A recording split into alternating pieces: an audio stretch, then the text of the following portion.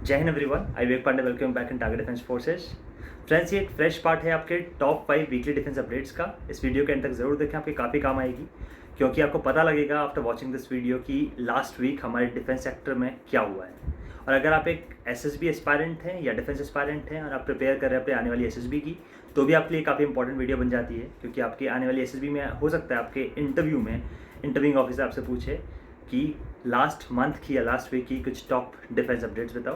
Eight that time confidently you'll be able to tell about these defence updates. So must watch till the end video में कुछ आपसे questions पूछे गए होंगे, उन क्वेश्चंस का आंसर भी आप कमेंट सेक्शन में ज़रूर दीजिए।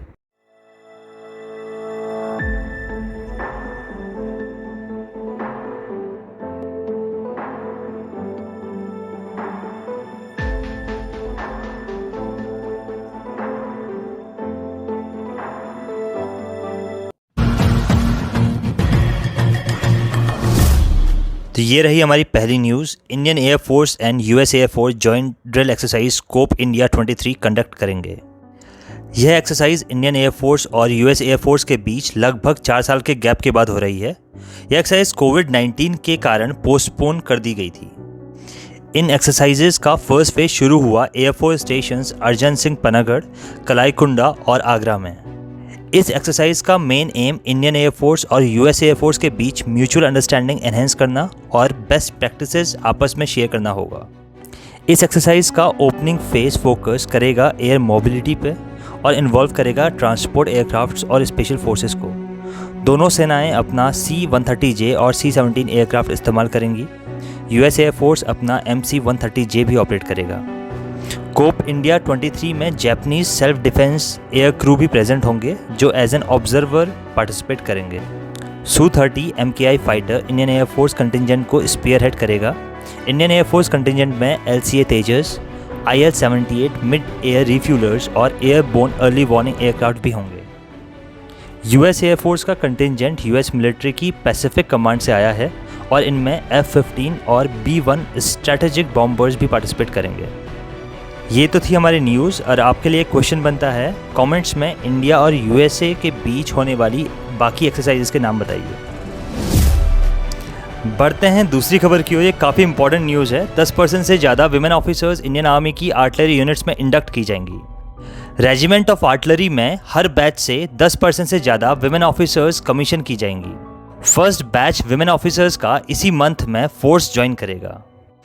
आर्टिलरी रेजिमेंट्स एक कॉम्बैट सपोर्ट आर्म है, जिसमें बहुत सारे डिफरेंट कैलिबर्स के guns, mortars, rocket systems, missiles, remotely piloted aircrafts, surveillance systems होते हैं। जो भी ऑफिसर्स ट्रेनिंग एकेडमी की अब रीसेंट पासिंग आउट परेड होगी, उसी में से first batch of women officers regiment of artillery join करेगा। चलिए अब जानते हैं role of an officer in artillery. Artillery और मिसाइल ऑफिसर्स दुश्मन पोजीशंस को डिस्ट्रॉय करने के लिए पर्सनल वेपन्स, एयरक्राफ्ट्स एटसेट्रा को मैनेज करते हैं। यह ऑफिसर्स आर्टिलरी क्रू को पोजीशन करवा के आर्टिलरी फायर करवाते हैं दुश्मन पोजीशंस पर। तो इसी के साथ ये काफ़ी इंपॉर्टेंट न्यूज़ बन जाती है। चलिए बढ़ते हैं अब तीसरी न्यूज़ की ओर। Indian Air Force 80 medium transport aircrafts खरीदना चाहती है।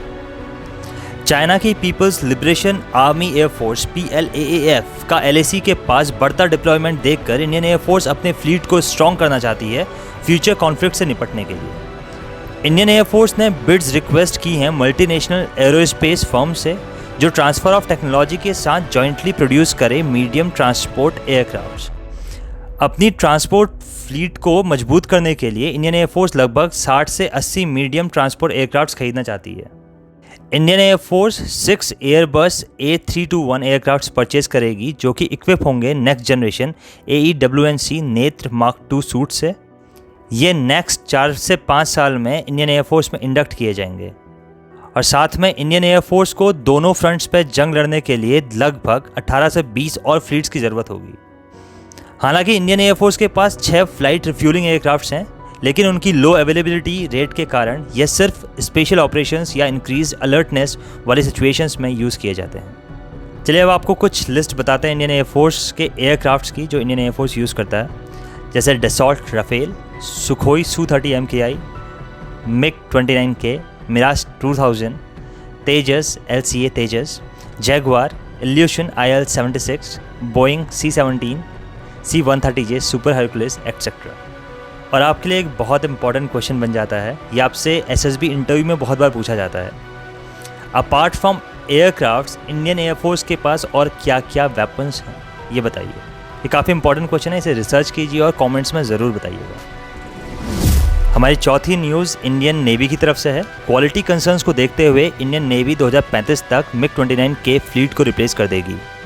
MiG-29K फाइटर जेट की सीरियस क्वालिटी कंसर्न्स की वजह से फ्रीक्वेंट इंस्पेक्शंस रेगुलर इंटरवल्स पर करवाने पड़ते हैं, जिसकी वजह से इंडियन नेवी अपने 41 MiG-29K की पूरी फ्लीट को रिटायर कर देना चाहती है।